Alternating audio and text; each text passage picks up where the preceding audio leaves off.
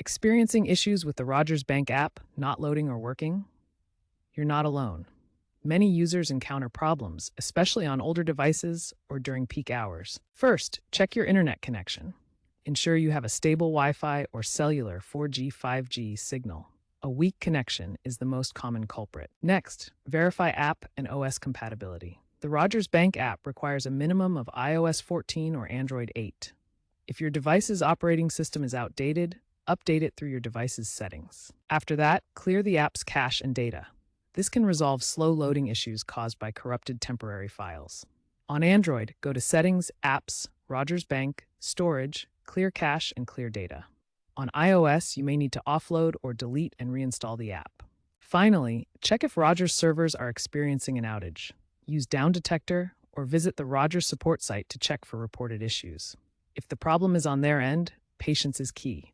Try again later. Remember to also ensure two-factor authentication. 2FA is correctly configured to avoid login problems.